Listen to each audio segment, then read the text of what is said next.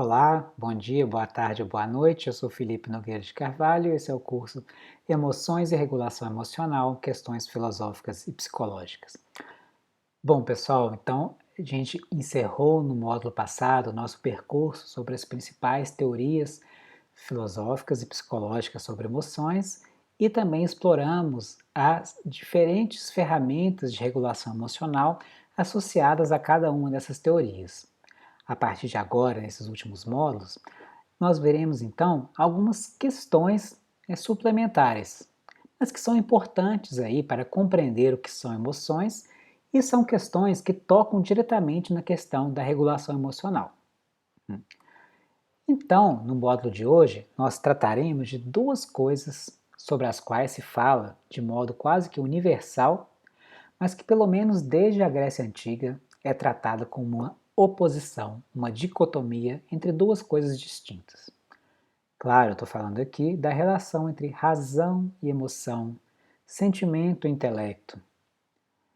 Como nós vimos brevemente na introdução do curso, talvez você se lembre, Platão, o filósofo grego Platão, ele concebia as emoções como distúrbios de irracionalidade.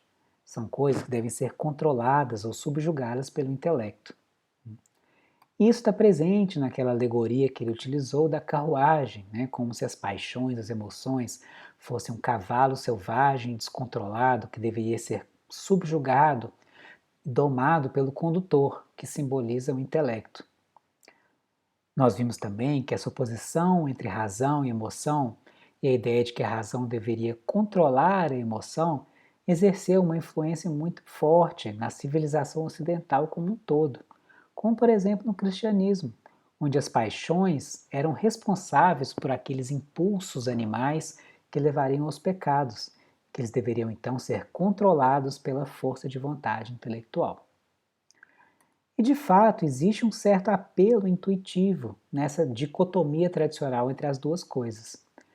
Intuitivamente, nós pensamos na razão como uma faculdade mais fria, mais objetiva, mais distanciada, algo sob o controle da nossa vontade. Por isso que eu escolhi essa imagem para ilustrar o nosso slide, porque ela é bem característica. Então a razão está mais ligada à ciência, à matemática, à física, enquanto a emoção seria mais impulsiva, subjetiva, fora de controle, ligada mais às artes, à música. E claro, essa intuição não é algo que surge no vazio, mas é resultado direto daquela concepção grega, que, claro, foi uma influência grande na civilização ocidental, romana e europeia que nos colonizou aqui no Brasil. Mas é justamente essa intuição, dessa dicotomia, que eu vou tentar desfazer aqui na aula de hoje. Bom, nós vimos ao longo do curso que, na verdade, existem outros modos de se pensar em emoções para além de impulsos irracionais descontrolados. A teoria avaliativa do Robert Solomon foi um bom exemplo, que ela enfatizou a racionalidade das emoções e a sua semelhança com os pensamentos, onde as emoções foram concebidas como formas de avaliar e julgar normativamente o mundo. Nessa teoria, então, sentir medo é avaliar o mundo como ameaçador. Sentir raiva de alguém é avaliar, julgar, avaliar que a pessoa te prejudicou, te ofendeu e assim por diante. E isso, como o Solomon diz, é algo que estrutura a nossa visão de mundo e o modo como nós lidamos com o mundo. Não apenas naquele momento que nós temos uma reação emocional, mas durante toda a nossa vida, principalmente se a emoção for muito forte e importante em nossas vidas. Nós vimos o exemplo daquela mulher em um relacionamento abusivo que tem medo do seu marido. O medo dela não é apenas aquela sensação corporal que surge nos momentos que o marido faz algo mais explicitamente ameaçador, mas se constitui em um modo dela avaliar a sua vida, o seu casamento. É algo que está presente em cada uma de suas escolhas, as suas ações, os seus pensamentos em relação a essa parte do seu mundo. Tá? E aí, para o Solomon, então, a emoção se aproxima mais de um pensamento do que de um sentimento, de uma sensação corporal. E isso, como nós vimos, pode parecer um pouco contraintuitivo, pois vai contra aquela visão do senso comum da razão como oposta à emoção. Mas, vocês devem se lembrar, o Solomon diz que nós só sentimos esse estranhamento porque nós estamos acostumados a pensar nas emoções como sentimentos corporais e impulsos descontrolados. Mas quando nós prestamos atenção ao aspecto mais racional, mais avaliativo das emoções, nós veremos também que esse aspecto mais cognitivo é muito importante. É justamente isso que ele propõe na sua teoria avaliativa. Mas nós vimos também que essa visão, essa teoria de emoções, nos leva a algo demasiado intelectual, que perde de vista o papel do corpo e das sensações corporais naquilo que nós chamamos de emoção. Se o medo, por exemplo, nada mais é do que um julgamento de que é algo ameaçador, como nós vamos distinguir o caso de um encantador de serpentes que julga que uma serpente é perigosa, mas que não sente medo? Isso então nos levou à teoria da construção psicológica, que reconhece ao mesmo tempo um papel para sensações corporais e um papel para a linguagem para os conceitos. Ou seja, a emoção aqui vai ser um amálgama de elementos corporais e cognitivos, que se combinam na construção psicológica de uma experiência emocional.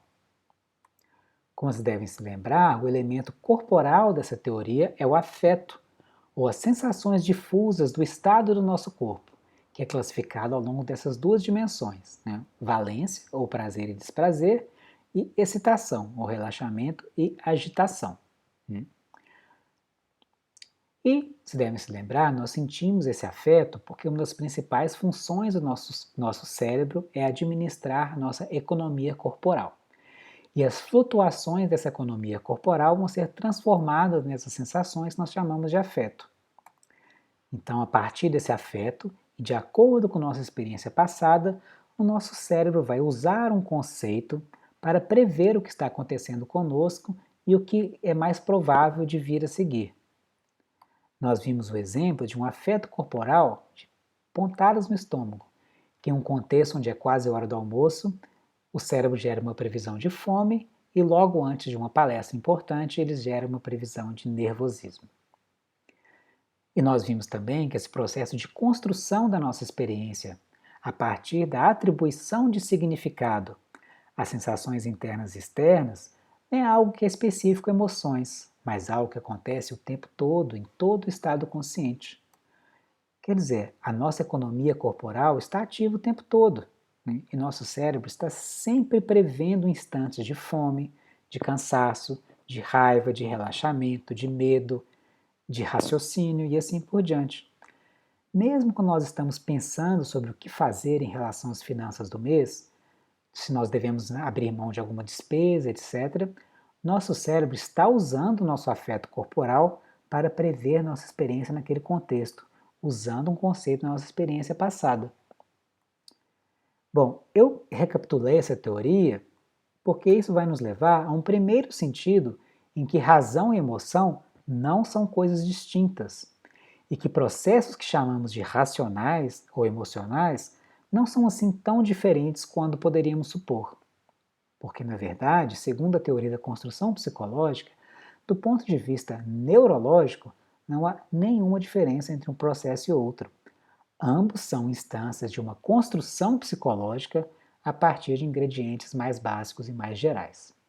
O cérebro está o tempo todo tentando prever o significado de sensações internas e externas em um contexto, usando conceitos de emoção ou não de nossa experiência passada. Essa é a função básica do nosso cérebro.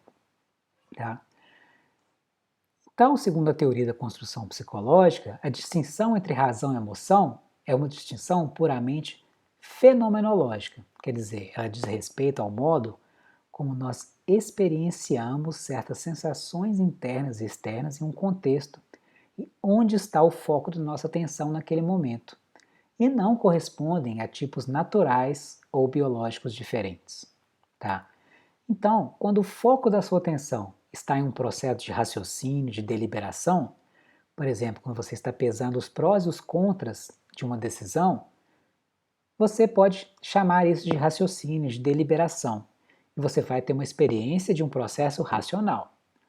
Mas se durante esse processo você começa a focar em suas sensações internas, sentindo, por exemplo, uma sensação meio ruim, meio desagradável, quando você pensa sobre determinado assunto, o seu cérebro passa a gerar uma previsão de preocupação, de ansiedade, e assim você passa a ter uma experiência emocional. Mas mesmo que você não esteja ciente disso, o seu afeto corporal estava sempre lá, como um ingrediente fundamental para que o seu cérebro construa a sua experiência em diferentes contextos. Eu acho que todos nós sabemos muito bem que quando nós acordamos de bom humor, quer dizer, com um afeto corporal agradável, com um estado de maior agitação, ou com de mau humor, com afeto corporal desagradável, de baixa ou de alta agitação, isso vai mudar radicalmente o modo como nós interpretamos e reagimos ao mundo. Tá? Então, a pessoa que nos diz bom dia quando você acorda, às vezes ela é irritante, às vezes ela é simpática. Um tempo chuvoso pode ser a desgraça do seu dia ou uma bênção em uma época de seca. E nós podemos reagir a uma mensagem do seu marido, da sua esposa, namorado, namorada, dizendo que ele ou ela vai se atrasar para o almoço, ou com compreensão ou com irritação. Tudo isso vai depender do conceito que o cérebro usou para prever a sua experiência baseado no seu afeto corporal naquele momento e de suas experiências passadas com situações similares.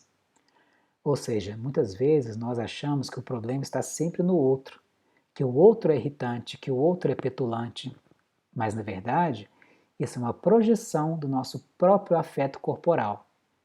Em um momento em que o cérebro usou um conceito como irritante para construir a nossa experiência presente baseada em um afeto corporal desagradável em um contexto específico de interação social.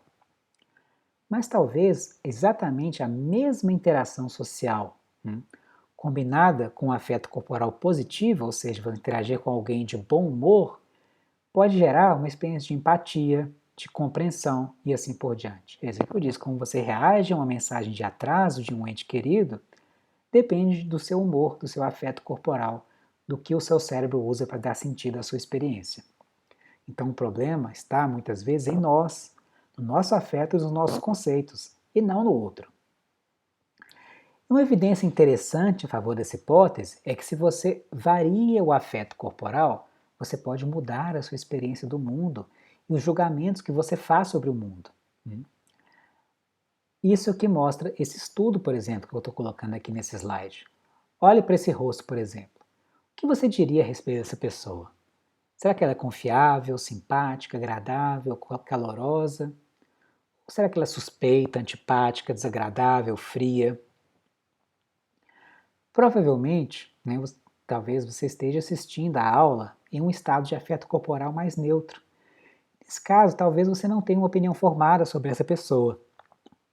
Mas, aí que é a parte interessante, os pesquisadores ligados ao laboratório da Lisa Feldman Barrett descobriram que esse mesmo rosto, que é neutro, ele pode ser julgado como suspeito ou confiável, como simpático ou antipático, como agradável ou desagradável, como frio ou como caloroso, dependendo do afeto corporal do participante no momento que ele faz o julgamento. Então, o que eles fizeram? Os pesquisadores exibiram de forma subliminar estímulos que eram ou afetivamente positivos ou afetivamente negativos. Por exemplo, um rosto sorrindo ou um rosto raivoso, logo antes de exibir essas expressões faciais neutras. Para aqueles que não sabem, os estímulos subliminares são aqueles que aparecem muito rápido e você não tem nenhuma experiência consciente. Mas mesmo assim, eles são capazes de causar reações autonômicas no corpo e gerar um afeto corporal positivo ou negativo, ou seja, o seu cérebro registra aquele estímulo, mas você não tem uma experiência consciente do que viu. Tá?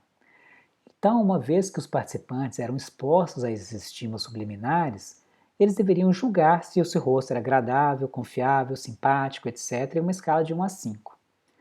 E os resultados mostraram que os participantes que foram expostos a estímulos negativos de forma subliminar julgavam os rostos como significativamente menos agradáveis, menos simpáticos, menos confiáveis e assim por diante, em comparação ao outro grupo que foi exposto a estímulos positivos.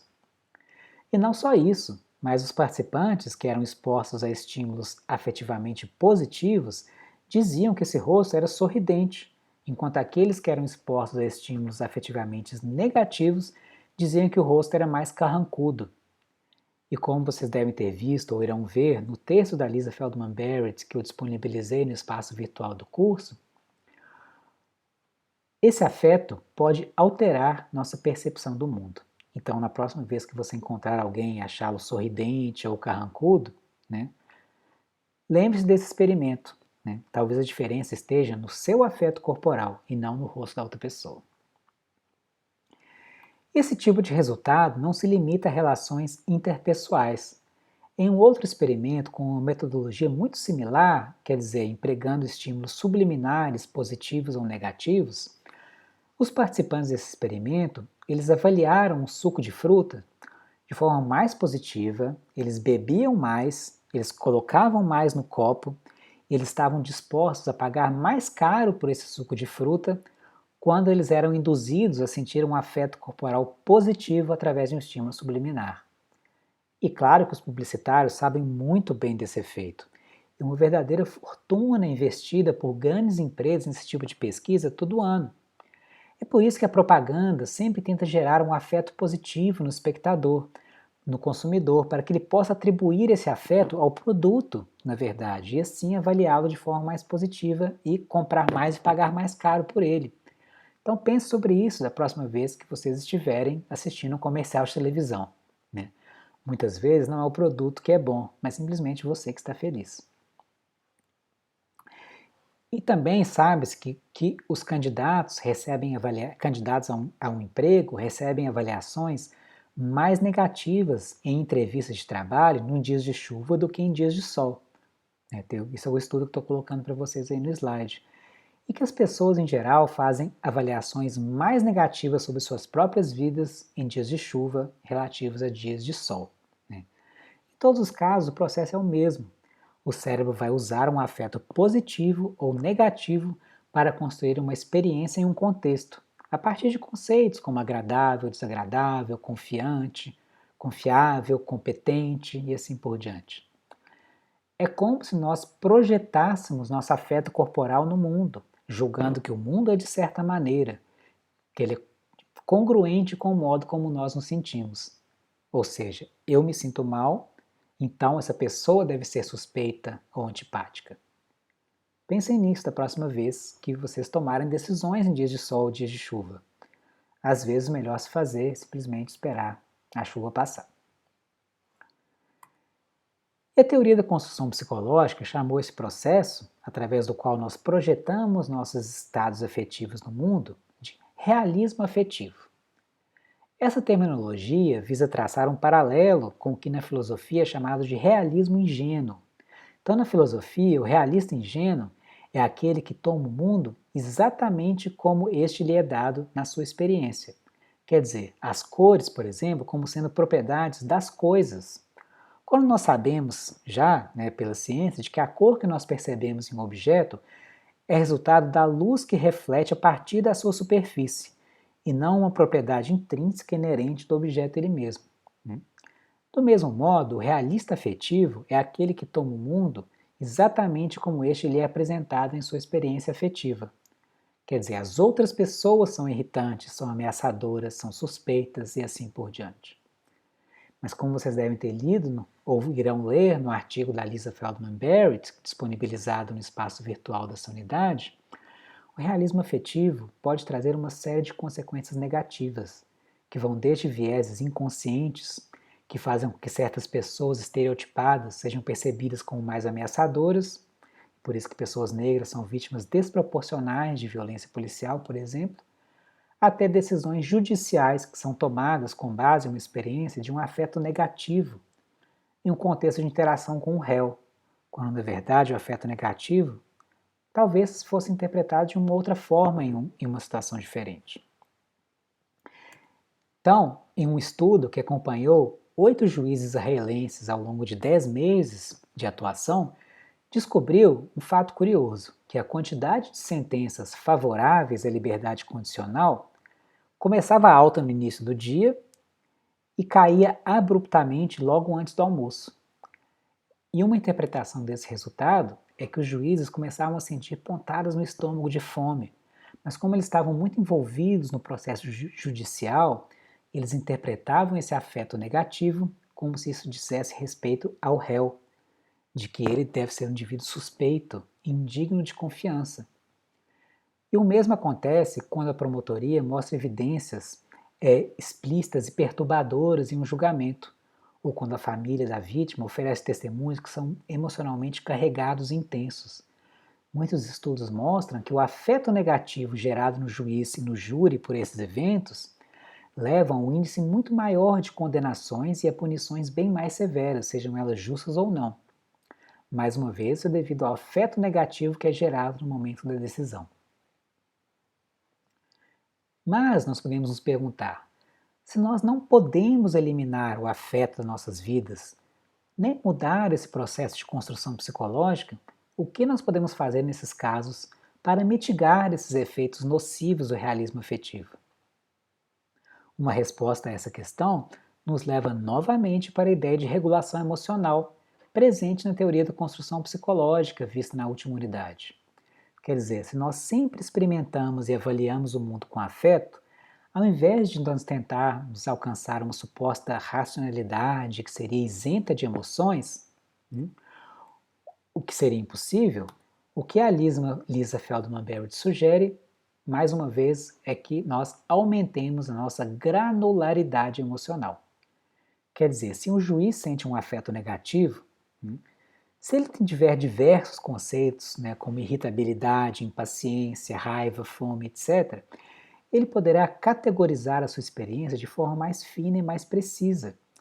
E isso pode diminuir a probabilidade de qualquer tipo de afeto negativo ser categorizado sempre da mesma maneira, como dizendo respeito ao réu.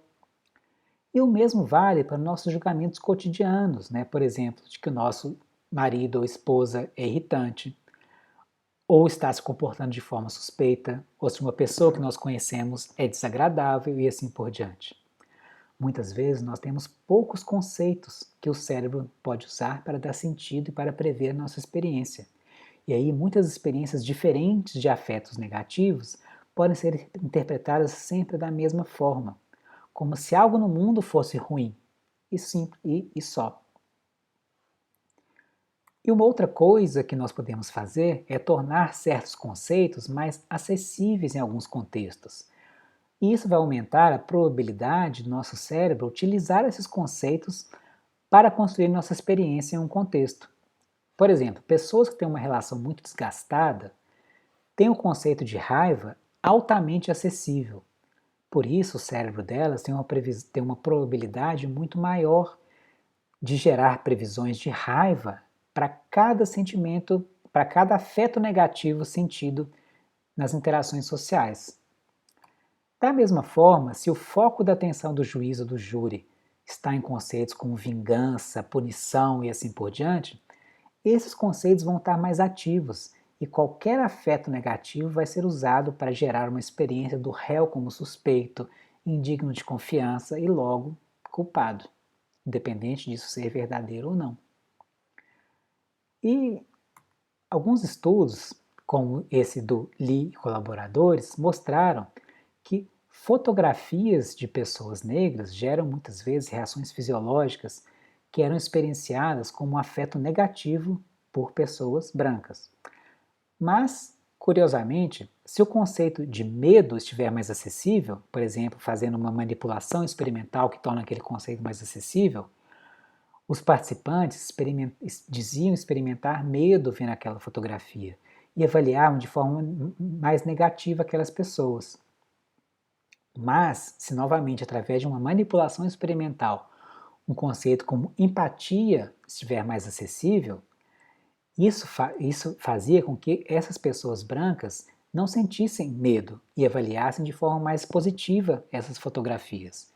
Em ambos os casos, as reações fisiológicas eram as mesmas, que correspondem a um efeito negativo. Mas dependendo de qual conceito você tiver mais acessível, o mesmo afeto negativo pode ser experimentado como empatia que muitas vezes é sentido de forma negativa, né? Porque você se colocar no lugar do outro, ou como medo, gerando julgamentos e avaliações distintas em cada caso.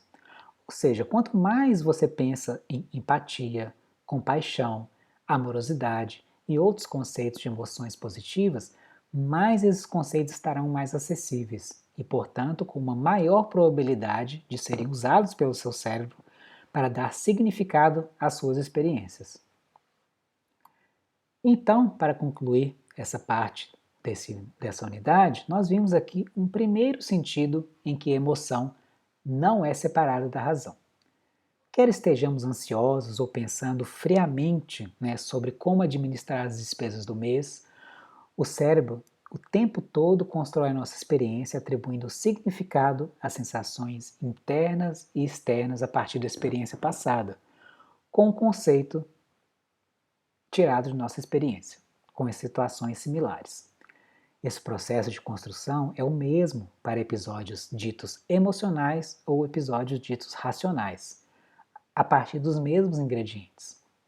Então, para que nós tomemos melhores decisões, né, ao invés de almejar uma suposta racionalidade isenta de emoções, essa teoria sugere que nós ampliemos os nossos conceitos e também tornemos conceitos mais positivos, mais acessíveis em nossa mente, para assim aumentar as probabilidades deles serem usados pelo cérebro para dar sentido à nossa experiência.